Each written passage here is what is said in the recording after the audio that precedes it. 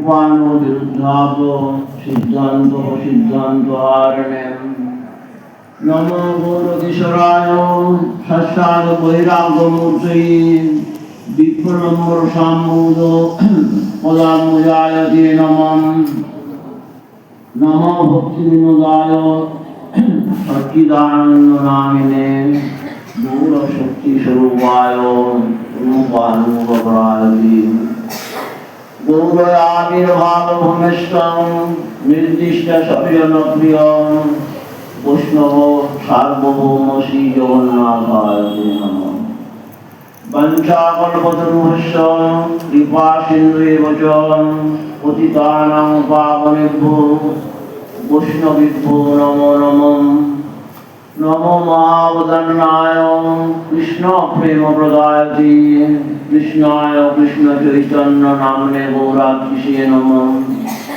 हे कृष्ण करुणा सिन्धु दीनबन्धु जगत्पते गोपेश गोपिकाकान्त राधाकान्त नमस्तुते तप्तकाञ्चन गौराङ्गी राधे वृन्दावनेश्वरी विश्वभानुसुते देवी प्रणमामि हरिप्रिये वृन्दावै तुलसी दिव्यै प्रियायै केशवस्य विष्णुभक्तिपदे देवी सत्यवत्यै नमो नमः जय श्री कृष्ण चैतन्य प्रभु नित्यानंद श्री अद्वैत गदाधर शिवासादि गौर भक्तवृंद हरे कृष्ण कृष्ण कृष्ण हरे हरे हरे राम राम राम हरे हरे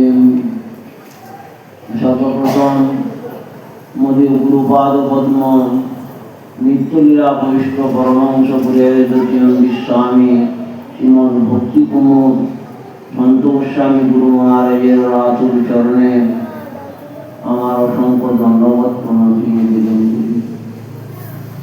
তিনি আমার প্রতি প্রসন্ন হন। তৎপশ্চাৎ শিক্ষাগুরু নিত্যলীলা বৈষ্ণব ভক্তিপ্রেমী সাগর মহারাজ এবং ভক্তিচরণ মামন গোস্বামী মহারাজ সমবেত মাতৃমণ্ডলী ভক্তমণ্ডলী সবার চরণে আমার অসংখ্য ধন্যবাদ প্রণতি জানাই। আমরা সর্বপুর শ্রী চৈতন্য আশ্রমে গুরু মহারাজের প্রতিষ্ঠিত এই বিগ্রহ করছি শ্রী রাধা গোবিন্দ দেব। এখানে আমরা শ্রী রাধা গোবিন্দ দেবের দোলনযাত্রা উপলক্ষে আমরা সবাই সমবেত হয়েছি। আমাদের গুরু মহারাজ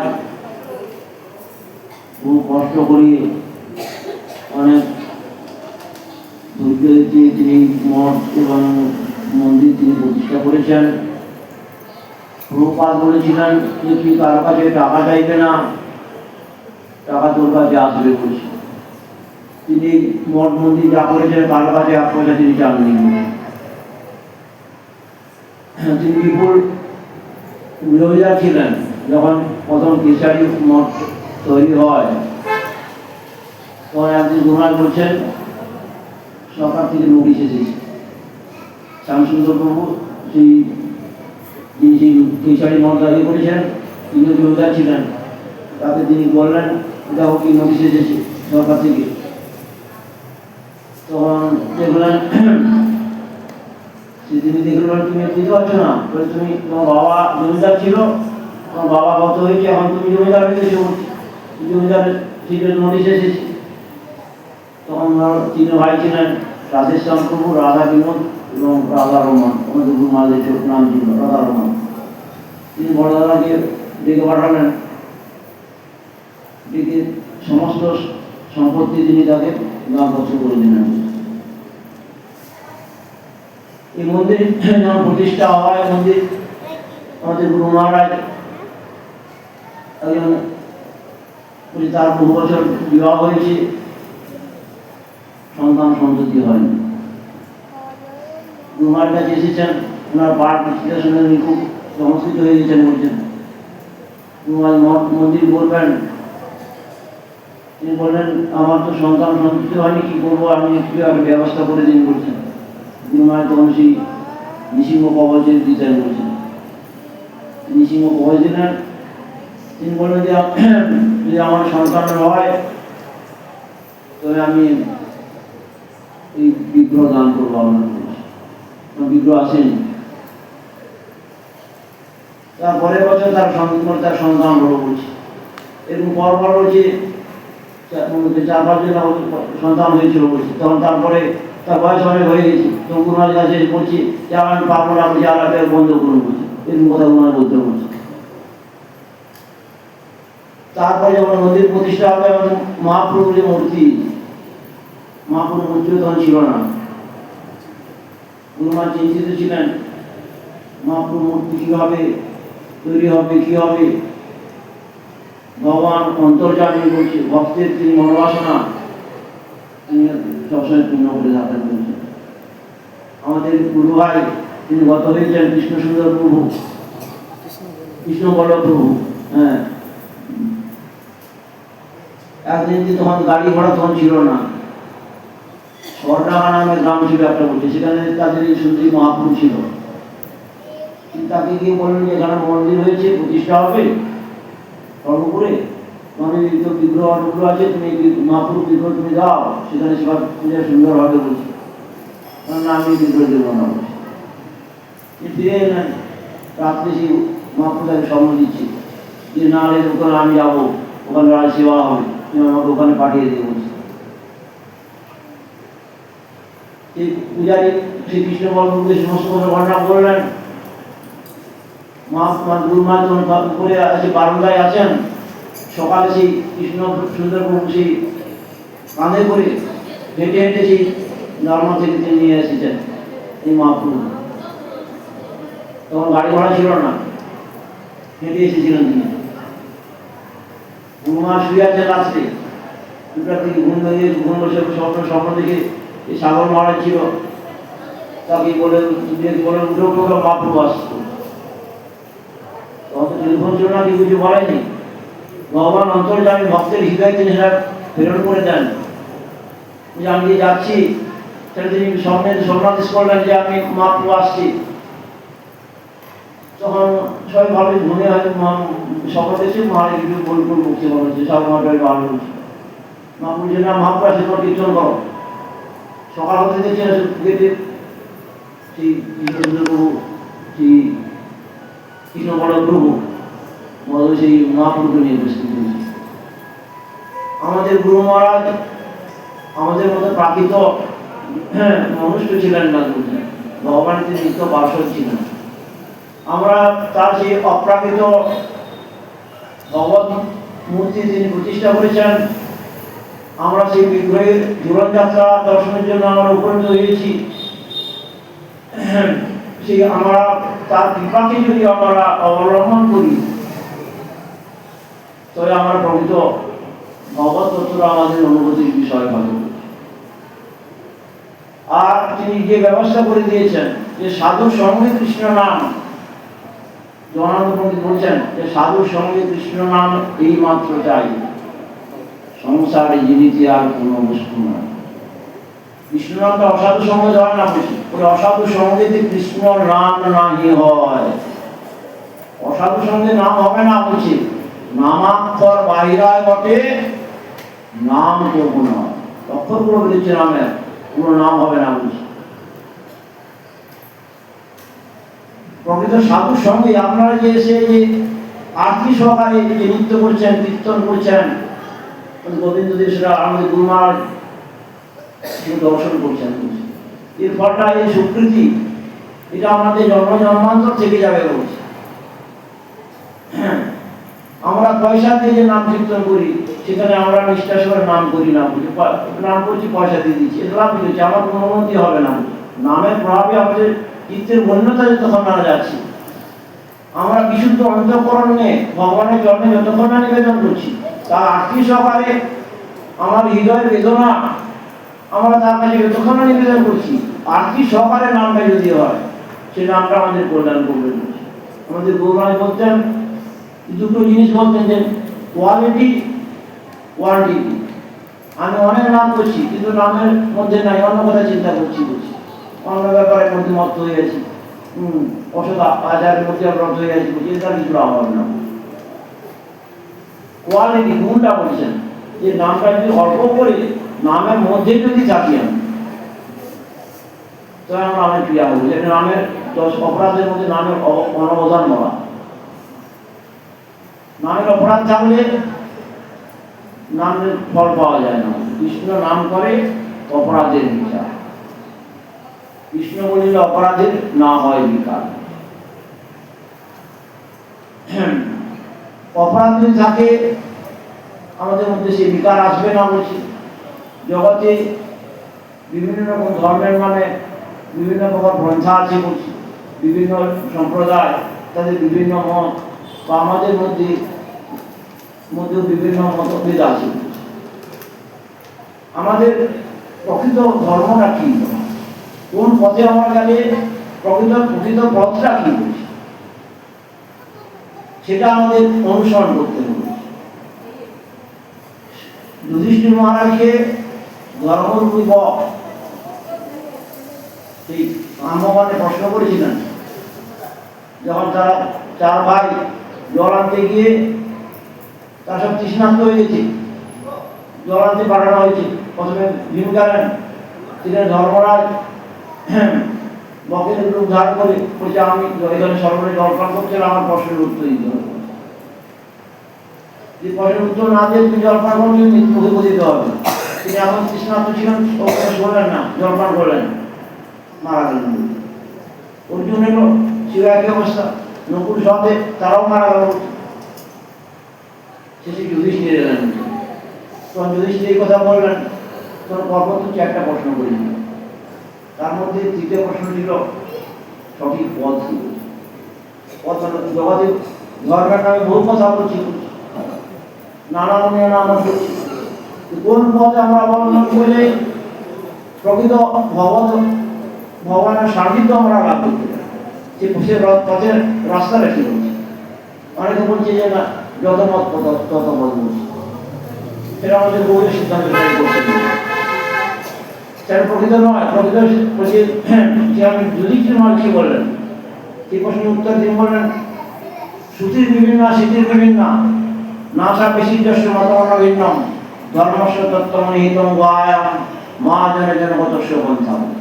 শ্রুতি শাস্ত্র দুয়ার ভাগ করেছে, শ্রুতি শাস্ত্র, স্মৃতি শাস্ত্র বলছে। কার আরাধনা করবো, তার আরাধনার সেবার প্রচেষ্টা কি করছে। অনেক দেব দেবী আছে, বলছে দেব দেবী ভগবান, তার ভগবানের সব দাস দাসীরা বৈষ্ণব সবাই আমরা দেবতার পূজা করি। আমরা কিছু পার্থিব স্বাচ্ছন্দ্যের জন্য কামনা বাসনা নিয়ে তৈরি করছি, এর দ্বারা আমাদের নিত্য ভক্তিটা প্রতীয়ত হয়ে যায়। ভগবানের পাদপদ্ম লাভে আমরা যদি আমরা এই কাম্য বাসনার মধ্যে আমরা থেকে যাই, আমাদের প্রকৃত যে উচ্চতর পথ ভগবানের পাদপদ্ম, সেটা দিয়ে আমরা পুনর্বিত হয়ে যাব। এই জন্য গীতায় বলছেন যে এগুলো অবিধিপূর্বক করা। এর দ্বারা ভগবান জীবের চিত্তবৃত্তি অনুসারে যে সমস্ত দেব দেবীর কথা বলা বলেছেন, তাদের পূজার বিধান দিয়েছেন। কারণ আমাদের মানুষের মধ্যে বিভিন্ন মতাবলম্বী লোক আছে, তাদের নিম্ন স্তর থেকে উচ্চ স্তরে যাওয়ার জন্য এগুলো সোপান বিভিন্ন তৈরি করেছেন। আমরা এই কাম্যকর্মের মধ্যে যদি আমরা থেকে যাই, এবার আমরা ভগবানের পাদ মধ্য থেকে দূরে সরে যাব। এগুলো আমাদের সোপান শুরু, যেখান থেকে মহাদেব পার্বতী মহাদেবকে প্রশ্ন করছেন যে আর আরাধনা শ্রেষ্ঠ বলছি, যে যেখানে মহাদেব বলছেন আরাধনা নাম সর্বেশাম বিষ্ণুর আরাধনা ক্রম। যত সমস্ত আরাধনা আছে তার মধ্যে সর্বশ্রেষ্ঠ হচ্ছে বিষ্ণুর আরাধনা। তার পরতম দেবী তদিয়া নাম সমস্যা, তারপরেও শ্রেষ্ঠ আছে রোগী না তার ভক্তের পূজা হচ্ছে। এই জন্য ভগবান বলছে আমার পূজা হচ্ছে আমার ভক্তের পূজা করবো। ভক্তরা বলছে প্রকৃত শুদ্ধ ভক্ত আমরা হয় বলছি, বেদ ধার্মিক হলে হবে না। যে রাবণ ভক্ত সে এসেছিল, সাধুর বেশি এসেছিল বলছে, সেই ধরনের সাধু হলে হবে না। প্রকৃত যারা নিত্য সিদ্ধ ভগবানের পার্শ্বদ, তাদের সঙ্গে যদি করা যায়, তবে আমাদের প্রকৃত ভক্তিরা আমাদের হৃদয়ে জাগরিত হয়ে যাবে। এই জন্য শাস্ত্রী বলছেন সাধু সঙ্গ সর্বশাস্ত্রীর ভয়, রবমাত্র সাধু সঙ্গ সর্বসিদ্ধি। যেরকম আমি উদাহরণ দিচ্ছি যে বর্ধমানে মানকর নামের গ্রাম ছিল, জীবন চক্রবর্তী নামক একজন ব্রাহ্মণ, খুব গরিব, ভিক্ষা বিক্রি করে খায়। তার মনে বাসনা হলো আমার অর্থ নাই, যে কী করে আমি সংসার চালাবো, বিবাহ করবো, কী করবো বলছি। কিন্তু ওটা কেউ করলে সে কাছে দিয়ে চলে গেলেন, কাছে গিয়ে মহাদেব তীব্র উপাসনা করলেন। তার উপাসনা মহাদেব সন্তুষ্ট হয়ে তাকে স্বপ্নাদেশ করলেন, তুমি যাও বৃন্দাবনে, সেখানে সনাতন বলে একজন বিরাট ধনী আছে, সেখানে তুমি অনেক ধন পাবে। তিনি বৃন্দাবনে গেলেন, খোঁজ করলেন সনাতন বলে ধনী আছে বলছি। সবাই বলে সনাতন বলে কোনো ধনী নেই, সনাতন গোস্বামী, তিনি মহাপ্রভু পার্শ্বদ, গোস্বামীর বড় ভাই, সর্বস্বামীর অন্যতম তিনি। তিনি এক এক বিক্রি করে এক এক রাত্রি কাটান, শুষ্ক রুটি চানা জীবন। তার কাছে তিনি গেলেন, বলছেন বলে আমি মাঝে করে খাই, এক এক বিক্রি করে থাকি, আমাকে মহাজনী বলছে তুমি না, মহাদেবকে মিথ্যা কথা বলো। তখন তিনি চিন্তা করলেন, আচ্ছা মহাদেব তো মিথ্যা কথা বলতে পারে না। তখন তিনি বললেন, আচ্ছা আচ্ছা আবর্জনা স্কুল সেটা দেখালেন, এটা পরিষ্কার করলো। পরিষ্কার করলে কাছে তিনি মনি পেলেন, 7,000 ধরনের মানি, যেটা যাকে স্পর্শ করবে সে সোনা হয়ে যাবে। ভীত অট্টহারা, মানে আনন্দে অট্টহারা হয়ে গেছিল, যেটা স্পর্শ করছে লোহা, হাতে লোহা ছিল, স্পর্শ করে সোনা হয়ে গেল। আনন্দে তিনি চলে যাচ্ছেন, যমুনায় স্নান করবেন, পথে যেতে যেতে সনাতন গোস্বামী সঙ্গ হয়ে গেছে তার। হ্যাঁ, তার দর্শন পবিত্র করা এই তোমার গুণ, পবিত্র সাধুর দর্শনটাই পবিত্র হয়ে যায়। তার মুখে সেই কথা সেটা তিনি স্মরণ করেছেন। হ্যাঁ, তখন চিত্রটা ফিরে গেল, বলছি 7 রাজার ধরুন এক মানি, সেটা আবার আস্তাপুরের মধ্যে ফেলে দিয়েছে। এর কাছে কি মহাধন আছে যে যার জন্য মানে মণিকে মণিদান করছে না। ফিরে গেলেন তিনি, আবার ফিরে সনাতন গোস্বামী বলছেন, যে ধরনের হইয়া ধনী মণির নাম মানমণি। হ্যাঁ, যে ধরনের ধনী হয়ে মণিকে মনে হয় জ্ঞান করছো না, সেই ধরনের আমাকে খালি দেওয়া বলছে। তুমি সেই ধন চাও? বলে হ্যাঁ। সেই ধন চাইতে বলছি, হ্যাঁ যে ধরনের আশা ত্যাগ করতে হবে। হ্যাঁ, এই জন্য বলছি বিষয়ে আর ভগবান দুটো আলাদা তত্ত্ব বলা হচ্ছে। বিষয়ের মধ্যে ভগবানকে লাভ করা যায় না। তখন সে ব্রাহ্মণ সেই হিসাবে নোংরা জলে ফেলে দিয়েছিল। তারপর তিনি তার কাছে দীক্ষা নিলেন, ভজন করার পর তিনি সেই ব্রাহ্মণ সিদ্ধি লাভ করেছেন। এখানে কি দেখাচ্ছেন? সাধনাটা দেবতার সাধনা করেছিলেন, সাধনার ফলটা দেখাচ্ছেন সাধু সঙ্গে পর্যবসিত হল, ভাব হল। আর সাধু সঙ্গের প্রভাবে আমাদের যে বিষয়ের যে বাসনা সেটা দূরে চলে গেল। ভগবানের প্রয়োজন সাধু সঙ্গ, প্রকৃত সাধু সঙ্গ বেদারি নয়। হ্যাঁ, সাধু সঙ্গ সর্বশাস্ত্রে কয়, লবমাত্র সাধু সঙ্গ সর্বসিদ্ধি। হ্যাঁ, যেটা বলতে বলছে মানে শ্রুতি বিভিন্ন, স্মৃতি বিভিন্ন, শ্রুতি শাস্ত্রের বিভিন্ন কথা বলছে। হ্যাঁ, স্মৃতি শাস্ত্রের বিভিন্ন কথা বলছে। নাসা বিশুদ্ধের সনাতন ভিন্ন, এমন মনে নাই যা ভিন্ন মনে নাই বলছে। ধর্মস্ব তত্ত্ব নিহিতম গুহায়, ধর্মস্ব তত্ত্বটা গুহা মধ্যে নির্জন স্থান, যে স্থানে সাধারণ প্রবেশ করতে পারে না। যে প্রকৃত ধর্মটা যেন নিত্য ধর্ম, ন্যাচারাল কন্ডিশন অফ সোল, ধর্মকে দুভাগে ভাগ করা আছে, নিত্য এবং নৈমিত্তিক করা আছে। নিমিত্তকে প্রভাবে যে ধর্মটা সরে যাচ্ছে, নিত্য ধর্ম থেকে সরে যাচ্ছে, সেটা নিত্য ধর্ম নয়। সে নিত্য ধর্মটা বলা হচ্ছে না ধর্মস্ব তত্ত্ব নিহিত গুহায়াম, গুহার মধ্যে অগম্য স্থান, সেখানে সাধারণ লোক প্রবেশ করতে পারে না, সাধারণ জীবের চিত্তবৃত্তি সেখানে যায় না। সেই জন্য তত্ত্ব, সেটা কি বলেন? তত্ত্ব বুঝে আত্মজন, বহু পদ্ধতি তত্ত্বানি হতে বুঝে, পুরের নামার বুঝে। আর যেমন মহাজনের জন্য বদস্য মন্ত্র, মহাজনের যেই পথ, কোন পথ সে বলছে, কোন পথে আমি পাবো?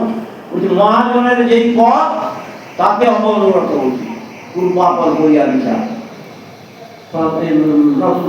এই সঙ্গে মারা করেছেন। পূর্বাপর মহাজনের যে পদ, মহাজনকে ব্যাসদেব, সুখদেব, প্রহ্লাদ মহারাজ, বলি, যমদেব, বিশ্ব ইত্যাদি 12 জন মহাজন আছে, তাদের যে প্রদর্শিত পদ, তাদের সেটা হচ্ছে মহাজনের পদ বলা। বহু পদ হলে সেখানে সন্তানই পুত্র বলছে। সিংহলার পন্থা বলছে, সিংহলার নাম মারবে 1 বছর। এই জন্য যত পদে এই সভ্যের দ্বারা খণ্ডিত করা হয়েছে। প্রকৃত পদ যদি নিত্য ধর্মকে আস্বাদন করা যায়, নৈমিত্তিক ধর্ম নয়।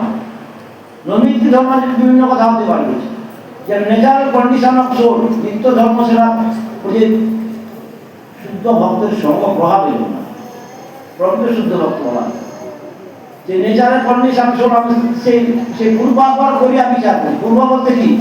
মহাপুরুষ বৈদ্যনারায়ণ, তার পূর্বের যে সমস্ত মহাজন এবং মহাপুরু পরবর্তী মহাপুরু পরবর্তী যে মহাজন, তাদের মধ্যে সমস্ত মহাজনের মধ্যে বলেছে যে রূপস্বামী তাকে সমস্ত শক্তি সঞ্চার করে তাকে সেবা করেছেন। যে প্রভাত বলতেন আমাদের বন্ধুদের, আমাদের আকাঙ্ক্ষার বিষয় যে আমাদের অন্য কিছু আকাঙ্ক্ষা হৃদয়ের মধ্যে থাকলে ভগবানের যে জীবনযাত্রা এগুলো আমাদের উপলব্ধির বিষয় হবে না। কি করে উপলব্ধি হবে? আমাদের যদি আমাদের মনের এই আকাঙ্ক্ষা হয় যে আমরা রূপ রঘুনাথে পাদপদ্ম ধূলি হতে পারি, তবে আমরা এই ঝুলন ভগবানের অপ্রাকৃত লীলা আমরা আমাদের মতো যদি মনে করি, ওই যে যারা বধ হজম হয়ে যাবে। যেমন ভগবান অপ্রাকৃত তত্ত্ব, আমাদের মতো পার্থিব বস্তু নয়। তার অচিন্ত লীলা, যার দ্বারা যার চিন্তাতে যে স্বয়ং রাধারানী যা সেটা একমাত্র আস্বাদন করেছেন যে ভগবানের অদ্ভুত মধুরিমা, যেটা অপ্রাকৃত আনন্দের হৃদয়ের মধ্যে প্রভাবিত হয়, সেটা অন্য কৃষ্ণকে সেটা একমাত্র কৃষ্ণ এসে আস্বাদনের মূল বিষয় বিগ্রহ করা হচ্ছে। তিনি সমস্ত রসের আলা, তাকে যদি আমরা সেইভাবে ভালোবাসা করি, সেই আস্বাদনটা ভগবান আমাদের হৃদয়ে জাগরিত করবেন। এই জন্য ভগবান আমাদের গুরু মহারাজ প্রায় বলতেন সেন্সেশন রিয়েলাইজেশন বলছেন। এই অপ্রাকৃত তত্ত্বের সম্বন্ধে আমাদের অনুভূতি নাই।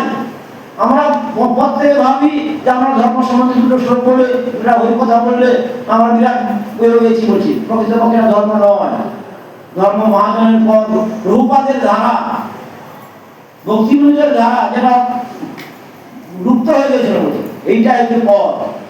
এখন জগতে প্রভুপাদের ধারার মধ্যে কেউ না। প্রভুপাদের বই পড়ছে না, বুঝতে পারছে না কেউ। অপ্রাকৃত তত্ত্ব, যে তত্ত্বটা তার আমাদের গুরু মহারাজ শ্রী রাধারানীর গণ ছিলেন, যার জন্য মূল বিগ্রহ,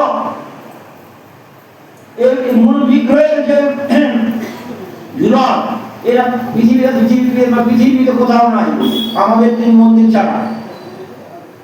একবার গুরু মহারাজ তিনি সেই কেশারিতে আছেন, প্রথম মন্দির হয়েছে। তিনি সমস্ত সেই শাস্ত্রী সবাইকে ডেকে বললেন, আমার ইচ্ছা এই যে বড় বিগ্রহে সব তো ছোট বিজয় বিগ্রহে করা হয়, ছোট বিগ্রহে করা হয়, আমি মূল বিগ্রহে, তোমার খুব মনের বাসনায় মূল বিগ্রহে আমি করবো, চূড়ন করবো। তোমরা আপনি পাগল হয়েছেন? এই বিগ্রহ যদি এত বড় বিগ্রহ হয়ে যাবে, ভগবান সেটা তো সব যাবে হয়ে যাবে। মনের মধ্যে তারা এটাই হলো, হায় আমি আশা করলাম বলবো, মনের মধ্যে বাধা সৃষ্টি হলো, ঘরে হলো না। হ্যাঁ, বলছি ভগবান গুরুনাথ বলছে ভক্তিপথে বাধা আসবে। আমার যদি ঘরের মধ্যে অনুরাগ আসে, ভগবান সেই বাধাটা সরিয়ে দেয়। তিনি চলে গেলেন, ঠিক আছে আমি করবো না। এসব মহারাজের মঠে জোরানি যাত্রা বক্তৃতা দিয়ে দিয়েছেন।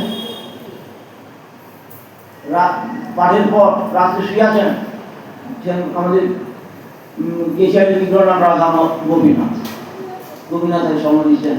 তুই আমার জীবনযাত্রা করবি, ঠিক করলি, আপনি এখানে চলে এলি। আমরা আমি তোর কোনো ভয় না, আমি তোরায় বসবো, তুই এক ব্যবস্থা করবি। সকালে উঠে তারপর মহারাজ প্রণাম করে আর কিছু বললেন না, তিনি চলে এলেন। পাঁচ 5 দিন ছিল, তার প্রোগ্রাম ছিল, আমার অসুবিধা চলে যাবো। তিনি এসে সুভাষচন্দ্র বলে কাঠের করুণা করলেন, সিংহা যেগুলো করা আছে কাঠের করুণা করলেন, ঝুলন করলেন বলছেন। সেই ঝুলন বলছে যে তারপরে খড়গপুর বেহারা আমাদের মঠে হচ্ছে বলছে, এই মন্দির করে জরুরি। তিনি আমাদের প্রভুপাদের গণ ছিলেন, প্রভুপাদ রাধানের গণ। এই করতে হবে যে তার রাধানের কৃপা ছাড়া এগুলো সম্ভব হয় না। আমরা সেই অপ্রাকৃত ভগবানের ঝুলন যদি আমরা করছি বা আমরা দেখছি ভাবতারা হত করলে এই ধরনের তত্ত্ব আমাদের হৃদয়ময় হবে না। যিনি যার প্রেরণাতে ভগবান এই ঝুলন তোড়ায় তিনি ঘুরছেন, সে আমাদের গুরুমাত্মক নিত্যলীলা বৈষ্ণব ভক্তিগুরু সন্ত গোস্বামী মহারাজ। তার চরণে যদি আমরা আকুতি করি, বিনতি করি, ঠাকুর আমরা যে ঝুলন আপনি সেটা করছেন, আপনি কৃপা করে আমরা সেই গোবিন্দ দেবের কৃপা যদি আমরা বিন্দুমাত্র লাভ করতে পারি, আপনি আমাদের সেই শক্তি সঞ্চার করুন। আমাদের এটাই আমাদের গুরুদেবের কাছে, গুরুদেব আমাদের আছেন, তিনি নিত্যধাম থেকে এখানে দর্শন করছেন, হ্যাঁ, এবং সেই দর্শনটা সবাই এসেছেন গুরুমাজ, তিনি খুব আনন্দ লাভ করছেন এবং তিনি আমাদের পূজ্য বাবা মহারাজকে সেখান থেকে কৃপা দৃষ্টি বর্ষণ করে আশীর্বাদ করছেন। হ্যাঁ, আমরা সেই বামন মহারাজের আনুগত্যে, হ্যাঁ, তার কৃপাকে অবলম্বন করে যদি আমরা এই রাধা গোবিন্দের ঝুলনের মাত্র উপলব্ধি করা এবং একাগ্র চিত্তে যে আমরা নাম করেছেন, এটা আমাদের জন্ম জন্মান্তরে থেকে যাবে, এটা আমাদের কখনো ক্ষয় হবে না। এই গুরু মহারাজের কৃপা যেটা আমাদের তিনি করেছেন, তিনি মনে করে তিনি সমস্ত বললাম জমিদারিটা এক কথায় ছেড়ে দিলেন। এত কষ্ট করে ধরিকে দান করে তিনি করলেন সেই জন্য, নিজের জন্য করেননি, তিনি করেছেন আমাদের জন্য, যে আমরা আমাদের ভগবানের সে অপ্রাকৃত দর্শন করে তার কৃপাটা আমাদের হৃদয় যদি লাভ হয়, আমাদের জন্ম সার্থক হয়ে পড়ছে। হ্যাঁ, আমরা সেই গুরুদেবকে স্মরণ করে বামন মহারাজের কৃপাকে অবলম্বন করে যদি আমরা এই ঝুলন যাত্রা যাতে নির্বিঘ্নে সম্পন্ন হয় তার যদি প্রয়াস করি এবং গুরু মহারাজের কৃপাকে যদি আমরা অবলম্বন করি, তাহলে আমাদের জীবন সার্থক হবে। এই বলে আমি আমার বক্তব্য শেষ করছি। পঞ্চাপন